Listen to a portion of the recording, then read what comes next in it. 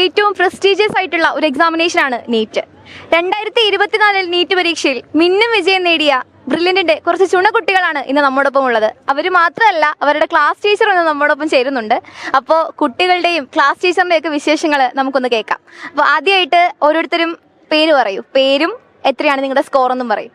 പേര് മാസ്മര, എനിക്ക് 655 ആണ് സ്കോർ. എൻ്റെ പേര് മീര, എനിക്കും സ്കോർ 655. എൻ്റെ പേര് കൃപ, എനിക്ക് സ്കോർ 656. എൻ്റെ പേര് ഷംന, എൻ്റെ സ്കോർ 665. അപ്പൊ ഇവരുടെ ക്ലാസ് ടീച്ചർ ഇന്ന് നമ്മുടെ കൂടെ ചേരുന്നുണ്ട്. ഇപ്പൊ ക്ലാസ് ടീച്ചറിന്റെ പേരും പിന്നെ ക്ലാസ് ടീച്ചറിന് ഇവരെ പറ്റി എന്താണ് പറയാനുള്ളതെന്നൊക്കെ നമുക്കൊന്ന് കേൾക്കാം. ഒരുപാട് സന്തോഷമുണ്ട് ഇങ്ങനൊരു ദിവസത്തിൽ ഇങ്ങനെ വന്നിരിക്കാൻ പറ്റിയതിൽ വളരെ സന്തോഷമുണ്ട്.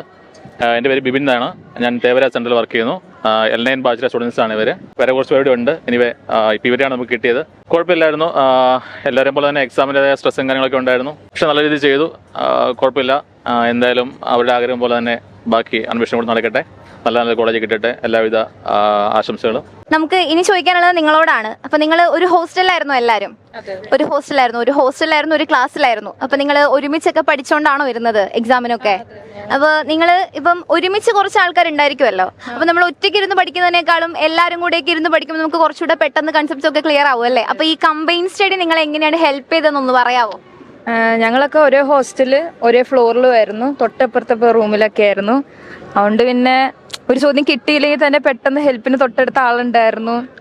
പഠിത്തത്തിന് മാത്രമല്ല, ഇപ്പം നമ്മൾ കുറേ സ്ട്രെസ്സൊക്കെ ഉള്ളതുകൊണ്ട് ഇപ്പോൾ ഒരു നെഗറ്റീവ് തോട്ട്സ് വരുമ്പോഴും നമുക്ക് കോൺഫിഡൻസ് ഒക്കെ ഡൗൺ ആകുമ്പോഴും നമ്മൾ മെൻ്റലി ഡിപ്രസ്ഡ് ആകുമ്പോഴൊക്കെ ഇവരുടെ കൂടെ കുറച്ച് നേരം ഞങ്ങളൊരു 10-11 പേര് തന്നെ ഒരു ഗ്രൂപ്പ് ഉണ്ടായിരുന്നു.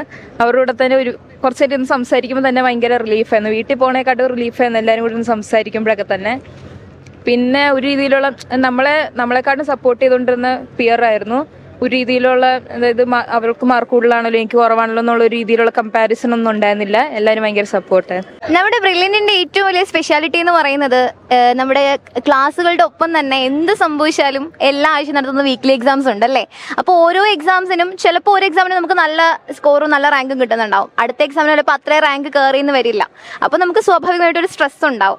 അപ്പോൾ അതിനെയൊക്കെ മാനേജ് ചെയ്യാൻ നിങ്ങൾ അങ്ങോട്ടും ഇങ്ങോട്ടും, അതേപോലെ തന്നെ നിങ്ങളുടെ ക്ലാസ് ടീച്ചർ ഉണ്ട്. അപ്പോൾ എങ്ങനെയായിരുന്നു നിങ്ങൾ ഈ സ്ട്രെസ്സിനെയൊക്കെ മാനേജ് ചെയ്യുന്നത്? ഇപ്പോൾ ടീച്ചറിന്റെ ഭാഗത്തു നിന്നാണെങ്കിലും എങ്ങനെയാണ് സപ്പോർട്ട് ഉണ്ടായിരുന്നത്, അല്ലെങ്കിൽ നിങ്ങൾ അങ്ങോട്ടും ഇങ്ങോട്ടും ആണെങ്കിൽ തന്നെ എങ്ങനെയാണ് അതിനെ മാനേജ് ചെയ്തുകൊണ്ടിരുന്നത്? എപ്പോഴും എന്തൊക്കെ ഉണ്ടെങ്കിലും ക്ലാസ് ടീച്ചർ സാർ എപ്പോഴും കൂടെ ഉണ്ടാവുമായിരുന്നു. പിന്നെ ഞങ്ങൾ ഫ്രണ്ട്സും എല്ലാവരും ഇമോഷണൽ സപ്പോർട്ടിന് എപ്പോഴും നമുക്ക് ഡെസ്പായി പോകും ചില സമയത്ത് മാർക്ക് കുറച്ച് വരുമ്പോഴേക്കും. ബട്ട് സ്റ്റിൽ എല്ലാവരും ഉള്ളത് കൊണ്ട് തന്നെ നമ്മളെല്ലാവരും കയറി വരുമായിരുന്നു നെക്സ്റ്റ് എക്സാമിന്.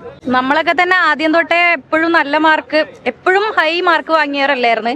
ചെറിയ മാർക്ക് തന്നെ തുടങ്ങി. പിന്നെ എല്ലാവരും ഭയങ്കര സപ്പോർട്ടായിരുന്നു. എപ്പോഴും മാർക്ക് കുറഞ്ഞാലും കൂടിയാലും നമ്മൾ എല്ലാവരെയും, ഇപ്പോൾ ഗ്രൂപ്പിൽ നമ്മൾ പറഞ്ഞ് ഒരു 11 പേരെങ്ങാണ്ടായിരുന്നു. അപ്പോൾ ഗ്രൂപ്പിൽ ആർക്കായാലും ഹയസ്റ്റ് മാർക്ക് കിട്ടിയാലും അവർ ഭയങ്കര സപ്പോർട്ട് ചെയ്യായിരുന്നു. ലോ ആണെങ്കിലും അടുത്ത എക്സാമിന് കയറി വരാൻ സപ്പോർട്ട് ചെയ്യായിരുന്നു. അങ്ങനെ എല്ലാവരെയും സപ്പോർട്ട് ചെയ്ത് ഇതുവരെ എത്തി. അപ്പോൾ ശരിക്കും ഇതൊരാളുടെ ഒരു ഇൻഡിവിജ്വൽ അച്ചീവ്മെന്റ് എന്നുള്ളതിനപ്പുറത്തേക്ക് നിങ്ങളുടെ ഒരു കൂട്ടായ്മയുടെ വിജയമാണല്ലേ? നിങ്ങൾ എല്ലാവരും അങ്ങോട്ടും ഇങ്ങോട്ടും ക്വസ്റ്റ്യൻസ് പറഞ്ഞു കൊടുത്തും നിങ്ങളുടെ ക്ലാസ് ടീച്ചറുടെ സപ്പോർട്ട് കൊണ്ടും അങ്ങോട്ടും ഇങ്ങോട്ടും ഒക്കെ ഒരുമിച്ചിരുന്ന് പഠിച്ച് ഒരുമിച്ച് നേടിയ ഒരു വിജയമാണ്. അപ്പോൾ അതിൽ നിങ്ങളോടൊപ്പം തന്നെ, അല്ലെങ്കിൽ നിങ്ങളെക്കാൾ ഏറെ സന്തോഷിക്കുന്ന നിങ്ങളുടെ ക്ലാസ് ടീച്ചറിനെയും കൂടെ ഇവിടെ കിട്ടിയതിൽ നിങ്ങൾക്ക് ഒരുപാട് സന്തോഷമില്ലേ?